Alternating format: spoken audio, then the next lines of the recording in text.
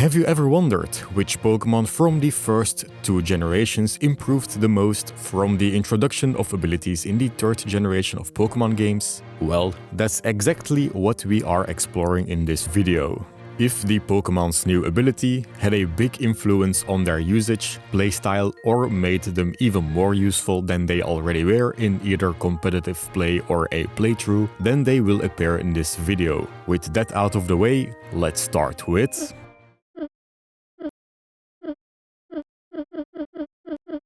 Magcargo. It has always been considered one of the worst Pokémon to have during a battle. It's 4 times weak to water and ground, 2 of the most common attacking types. Even during a playthrough, you wouldn't want it due to its snail-paced speed stat, which will make it act after the opponent a majority of the time. This means Magcargo will take damage nearly every turn and you'll be wasting a lot of resources in keeping its health up. Its abilities won't waste your time though. They will actually save you time. The third generation introduced Magma Armor and Flame Body, 2 abilities that significantly improve Magcargo's utility outside of battle. Breeding Pokémon has been a very important mechanic throughout the series that was introduced in the second generation, and thanks to Slugma or Magcargo, the process of hatching an egg can be twice as fast. Without these abilities, Magcargo would probably never fill a party slot. Of course, the Magmar line can also fulfill this job in the Gen 1 remakes, but that Pokémon can actually be decent. The second Pokémon is Gengar. The purple blob was already a force to be reckoned with in the Gen 2 metagame. It has access to a wide array of moves and sports 2 immunities against the common, normal and fighting types. The introduction of Levitate gave Gengar a 3rd immunity against another common type, Ground. The OU advanced metagame Gengar finds itself in is plagued by spike setters, earthquake spam, and trappers. Thanks to Levitate, it basically floats over all of these issues. Spikes? No problem. Earthquake? Get will-o-wisped. Arena Trap? You're trapped here with me. Without this ability, I bet Gengar would have struggled a lot more to compete with the OU Titans of the 3rd generation. For playthroughs, Levitate is a nice extra, especially if you know how to abuse the AI during challenge runs.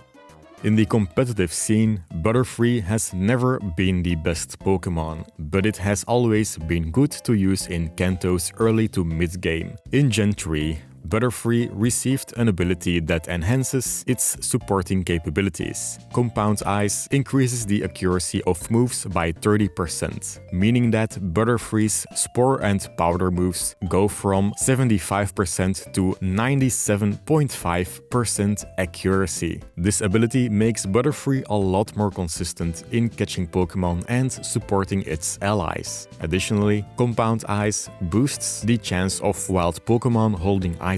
You can run a set of Thief, Stun Spore, Sleep Powder, and either Psychic or Double Team to make Butterfree a fantastic catching machine in Pokémon Fire Red and Leaf Green, or an item farmer in Pokémon Emerald. The next Pokémon is one everybody is familiar with. Wobbuffet is known for being a literal punching bag. But not only does it take hits, it will make sure it dishes them back even harder. I won't mention how much of a pain in the ass it is to use Wobbuffet during a playthrough, so let's just skip to how it fared competitively. Gen 2 Wobbuffet's biggest counter is the switch button, so Game Freak thought to themselves, hey, what if the opponent can't do that anymore? Yeah, you're gonna be swapping around getting that beautiful XP and it'll be a good time. Oh! No! No!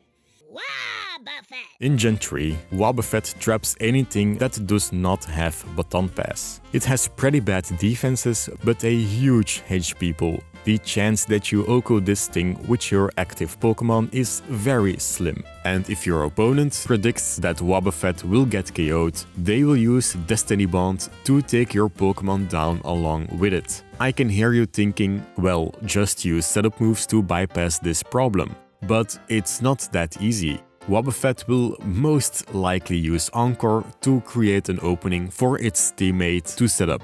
This playstyle was so annoying the people at Smogon decided to ban Wobbuffet, along with its pre-evolution to Ubers, with the reason being that there was no proper counterplay against it. Continuing on with another trapper, the ground-dwelling Dugtrio. This Pokémon has always been a decent choice for playthroughs, but its competitive presence in Gen 1 and 2 lacked in comparison. Gen 3 came and granted Dugtrio Arena Trap. This ability goes hand in hand with Dugtrio's high speed stat, making it an exceptional revenge killer. I've been playing OU Advanced while writing the script, and I think Dugtrio has a kill count that is miles ahead from the rest of my team. Whenever Explosion didn't finish off the opponent, I could KO it with Dugtrio. Was there an annoying electric type? I sent out Dugtrio. Is the opponent's lead Pokémon weak to Dugtrio's moves? Dugtrio was always there to take advantage of this situation. Without Arena Trap, Dugtrio would have never performed this well. We're finally at the last trapper.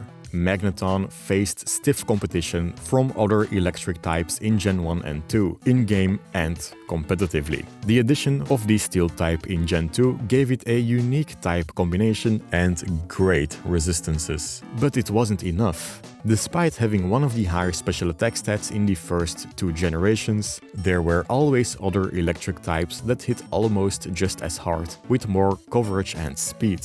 Finally, in the 3rd generation, Magneton received the very fitting Magnet Pull. Some of the best Pokémon in OU Advanced are part Steel type, and not only does Magneton trap them with ease, it also has a pretty decent kit to dispose of them. Skarmory setting up spikes is a guaranteed kill with Thunderbolt, and depending on the EVs, Fortress gets one-shot by Hidden Power Fire. Metagross and Jirachi can be locked into a move that's not very effective against Magneton if they hold a choice band.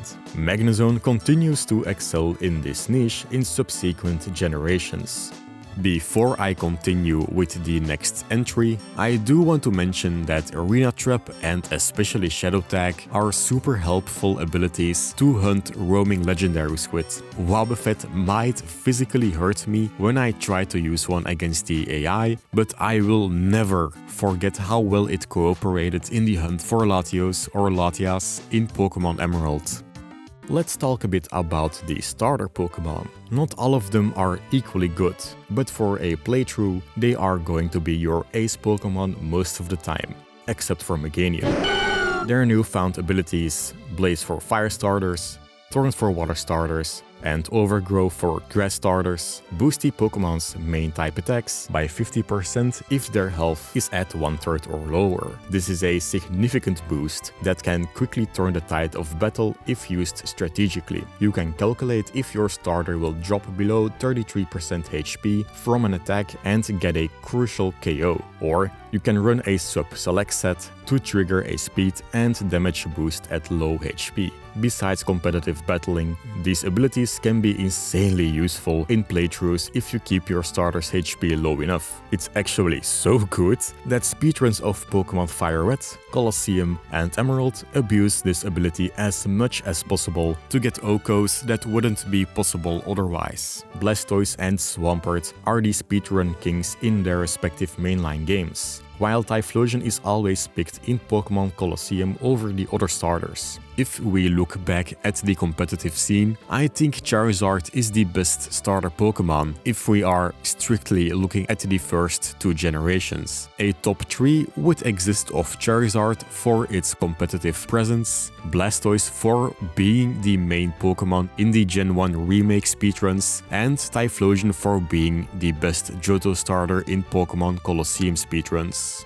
Tyranitar was already a beast in Generation 2, probably in the top 5 OU Pokémon. The Generation 3 games introduced 3 abilities that summon a weather effect when the Pokémon is sent out. Tyranitar was one of the few lucky Pokémon to receive an ability like this. Sandstream made Tyranitar define the OU Advanced metagame. The damage it deals each turn puts a constant pressure on the opponent. Even the healing effect from leftovers gets negated because of the continuous damage. Weather effects are still permanent in the 3rd generation, so the only way to get rid of Sandstorm is by replacing it with a different weather effect. The other 2 weather abilities don't exist outside of Hubers, so you're forced to use a weather move like Rain Dance, Sunny Day or Hail. Not only is it great to keep up a damage over time effect, it also enables certain Pokémon to perform better. For example, despite having worse stats, Swampert is actually better than Suicune with Sandstorm up,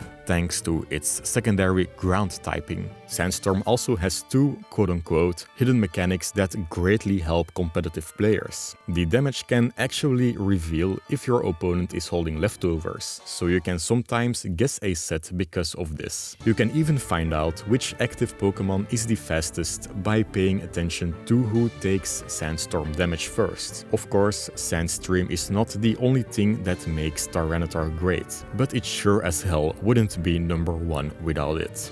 Porygon 2 is a very versatile Pokémon, thanks to its broad move pool and balanced stat spread. The transition to Gen 3 brought the Trace ability to Porygon 2's arsenal. Not only does this give Porygon 2 even more depth, it also increases its fun factor.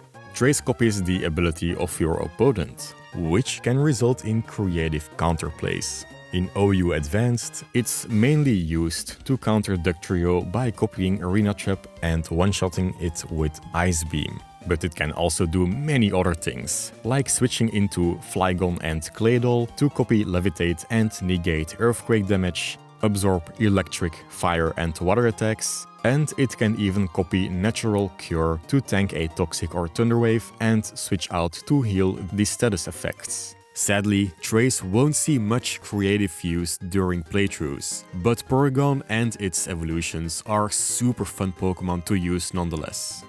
Whenever a Pokémon receives Intimidate, its viability immediately skyrockets. This is one of the most influential abilities ever introduced in Pokémon. Many Pokémon have access to Intimidate. They're not all equally good, but it does help a lot to steer them in the right direction. In Gen 3, Intimidate is probably at its strongest. The abilities Defiant and Competitive don't exist yet to counter the attack drops, so you can freely spam this ability without getting punished. It's especially common in double battles, and stays this way in later generations. Gyarados, Tauros and Arcanine are all used in OU doubles. Gyarados is the only one that sees regular play in OU singles though. It has a pretty easy time setting up Dragon Dance if it lowers the attack of a physical attacker. Hitmontop, Granbull and Standler are in the lower tiers, but they do appear in Pokémon Colosseum as catchable Shadow Pokémon. Hitmontop and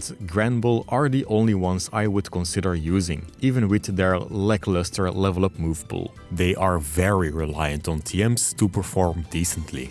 The Gen 1 and 2 Intimidate users of Pokémon XD are Growlithe and Arbok. Growlithe can be caught early on and is a top tier Pokémon. Arbok would probably get one-shot by Earthquake or a physical Shadow type attack even after an Intimidate drop.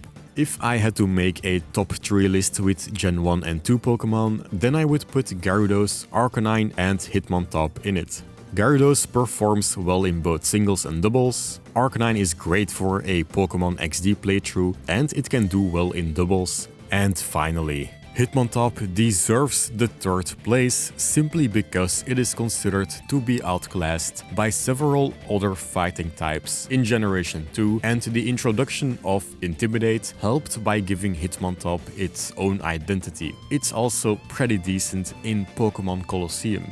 And there you have it, 10 Pokémon who saw the biggest improvements with the introduction of abilities. Is there another Pokémon that should have made the list? Let me know in the comments below, and don't forget to like and subscribe if you want more Pokémon content like this. Also, be sure to check out my other videos. Until next time, have a good one.